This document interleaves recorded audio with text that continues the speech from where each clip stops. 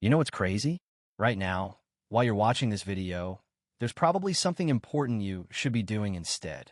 Maybe it's studying for an exam. Maybe it's finishing a work project. Maybe it's just doing the dishes. And yet, here you are. But here's the thing. What if I told you that procrastination has nothing to do with being lazy? What if the real reason you keep putting things off is actually way more complicated than you think? I'm going to explain exactly what's happening in your brain when you procrastinate. And by the end of this video, you'll understand why you do it and how to actually stop. Because the usual advice people give you, just make a schedule, just focus harder, that stuff doesn't work. And there's a scientific reason why. So let's start with something important. Procrastination is not laziness. I need you to understand this. When you're lazy, you don't want to do anything at all. You just want to sit there and do nothing. But when you procrastinate, you're actually doing stuff. You're cleaning your room. You're organizing your desk. You're scrolling through social media. You're watching videos. You're being productive in other areas. Just not the thing you're supposed to be doing. That's the difference. And this is where it gets interesting. Scientists have studied procrastination for years. And what they found is that procrastination is actually an emotional problem, not a time management problem. Think about that for a second. When you avoid doing something, you're not avoiding the task itself. You're avoiding the negative feelings that come with that task. The stress, the anxiety, the fear of failing, the boredom, the frustration. Your brain sees the task and immediately connects it to these bad feelings. And your brain's number one job is to keep you away from bad feelings. So it looks for something else, anything else, something that feels better right now. This is called emotional regulation, and it happens automatically. You don't even realize you're doing it most of the time. Your brain is just trying to protect you from feeling bad. The problem is it's protecting you in the short term, but hurting you in the long term. Because when you put off that important task, what happens? The deadline gets closer. The pressure builds up, and then you feel even worse. You feel guilty. You feel stressed. You feel anxious. And now you have less time to do the work. So the negative feelings you were trying to avoid, they just got bigger. Let me give you an example. Let's say you have to write an essay. But every time you think about sitting down to write, you feel this sense of dread. Maybe you're worried it won't be good enough. Maybe you don't know where to start. Maybe you just find writing boring. So instead of writing, you decide to watch a quick video. Just one video to relax first. But then one video becomes two, then five. Then you're scrolling through your phone. And before you know it, 3 hours have passed. And you still haven't written anything. Now it's late. You're tired. And you tell yourself you'll do it tomorrow. Tomorrow comes, and the same thing happens again. This cycle repeats until you're down to the last minute. And then something interesting happens. Suddenly you can focus. Suddenly you can work. Why? Because now the fear of not finishing has become bigger than the fear of doing the task. The deadline is so close that your brain finally says, okay, we have to do this now. And you rush through it. You finish it somehow. And then you tell yourself, see, I work better under pressure. But that's not true. You don't work better under pressure. You just finally worked because you had no other choice. And here's the worst part. When you finish that last-minute task, your brain gets a reward. You feel relief. You feel accomplished. You survived. And your brain remembers this. It thinks, okay, procrastinating worked out fine. We can do this again next time. And that's how the habit forms. You're training your brain to procrastinate. Now let's talk about another reason people procrastinate. Perfectionism. This one surprises people because they think perfectionists get everything done perfectly and on time. But it's actually the opposite. Perfectionists procrastinate a lot.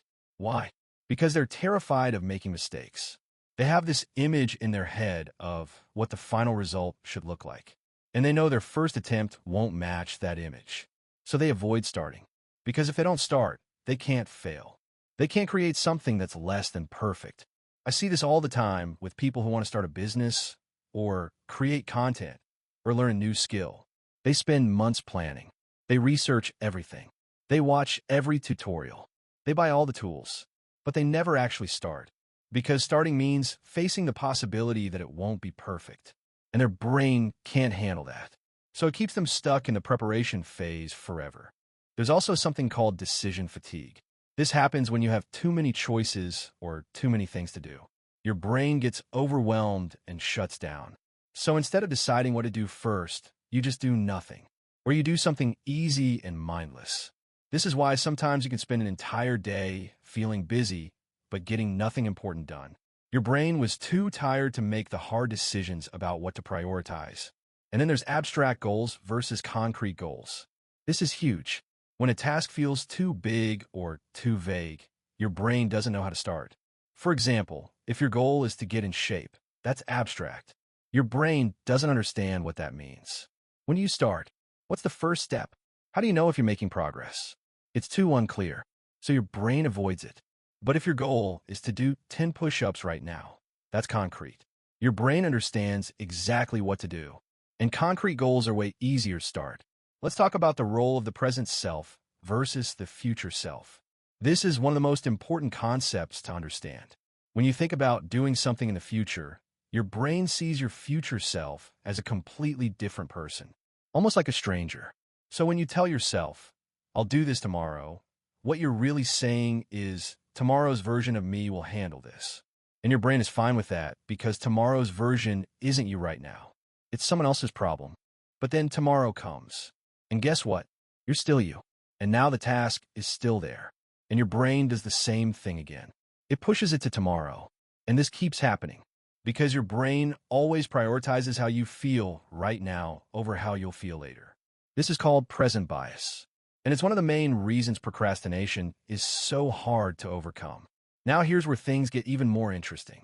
There's a part of your brain called the limbic system. This is the emotional part. It's old, it's powerful, and it's fast. It reacts to things immediately.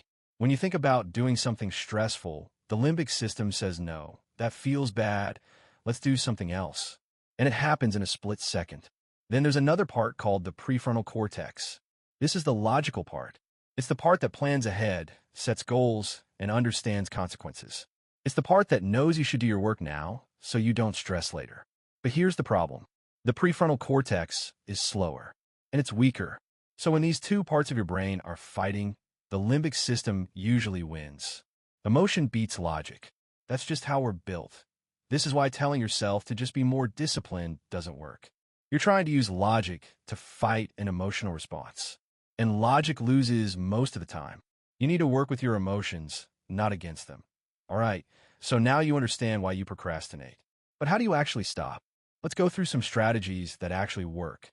And I'm not talking about the basic stuff you've heard a million times. I'm talking about techniques that are based on how your brain actually functions. First strategy, make the task feel less painful. Remember, you're procrastinating because the task is connected to negative emotions. So you need to disconnect that link. One way to do this is to pair the task with something you enjoy. For example, if you hate doing dishes, play your favorite music while you do them. If you hate studying, go to a nice cafe and get your favorite drink while you study. You're creating a positive association. Your brain starts to think, okay, this task isn't so bad because I get something good with its second strategy. Use the 2-minute rule. This is simple, but incredibly effective. If a task takes less than 2 minutes, do it immediately. Don't think about it. Don't add it to a list. Just do it right now. Why does this work? Because most of the resistance to starting a task is in your head. Once you actually start, it's usually not as bad as you thought. And if a task takes longer than 2 minutes, commit to just doing it for 2 minutes. Tell yourself, I'm only going to work on this for 2 minutes, and then I can stop. Most of the time, once you start, you'll keep going because starting is the hardest part. Third strategy, break everything down into tiny steps. Remember what I said about concrete goals versus abstract goals? You need to make your tasks as concrete and specific as possible. Don't write work on project in your to-do list. Right? Open the document and write the first paragraph. Don't write exercise. Write put on workout clothes. Make the first step so small that your brain can't find a reason to avoid it. Once you do that first tiny step, momentum builds. And momentum is everything. Fourth strategy, remove the friction. Friction is anything that makes starting harder. For example, if you want to go to the gym in the morning, but your gym bag isn't packed, that's friction. You have to pack it first. And that extra step gives your brain an excuse to not go. So pack your gym bag the night before. Put it by the door. Remove every obstacle between you and starting. The easier it is to start, the less likely you are to procrastinate. Fifth strategy, add friction to distractions. This is the opposite. If you keep getting distracted by your phone, don't just rely on willpower to ignore it. Put your phone in another room. Turn it off. Delete the apps that distract you. Make it harder to access the distractions. Because if it takes effort to get distracted, your brain is less likely to do it. You're making the bad choice harder and the good choice easier. Sixth strategy, use implementation intentions. This is a fancy term for a simple concept.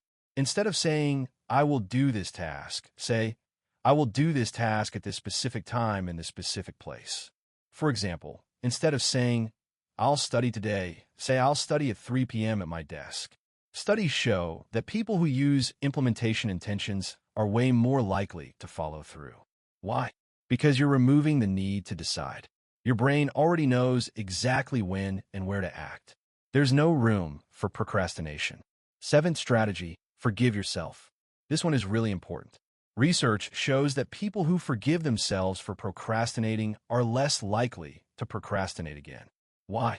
Because when you beat yourself up for procrastinating, you create more negative emotions. And what do you do when you feel negative emotions? You procrastinate more to avoid those feelings. It's a vicious cycle. But when you forgive yourself, you break that cycle. You acknowledge what happened, you learn from it, and you move forward.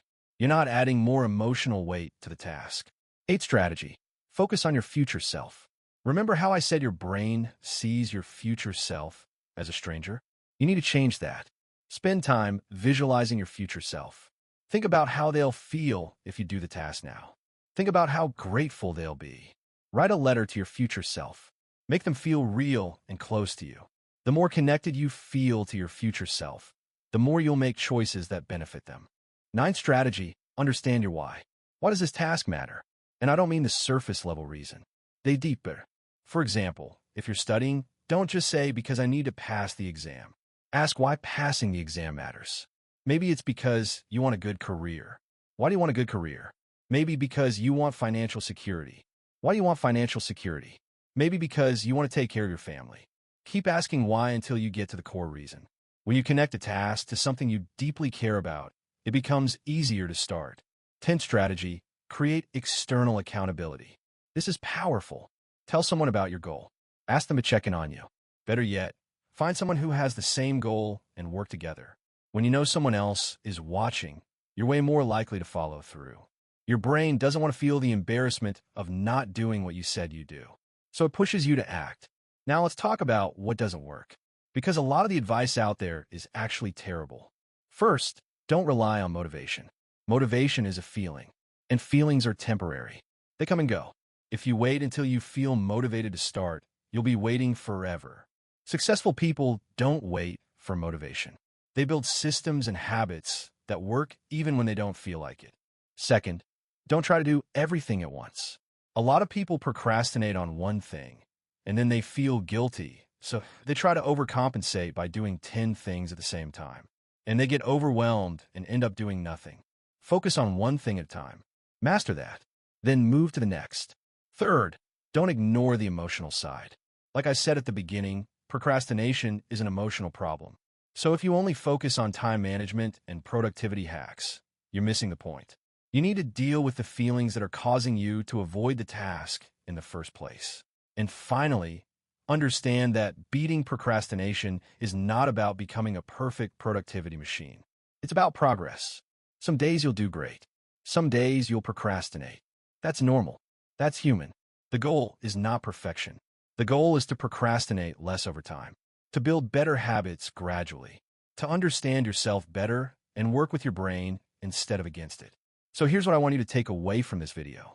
Procrastination is not a character flaw. It's not laziness. It's your brain trying to protect you from negative emotions. And now that you understand that, you can start to change it. You can make tasks feel less painful. You can remove friction. You can break things down into tiny steps. You can forgive yourself when you slip up. You can connect with your future self. You can build systems that work even when you don't feel like it. The power is in your hands now. You understand the psychology behind it. You have the tools to fix it. All that's left is to take the first small step. Not tomorrow, not later. Right now, pick one thing you've been putting off. Just one. and do the smallest possible version of it. Open the document, send the email, make the phone call, do 2 minutes of work. That's it, and then build from there. If you made it this far, hit that subscribe button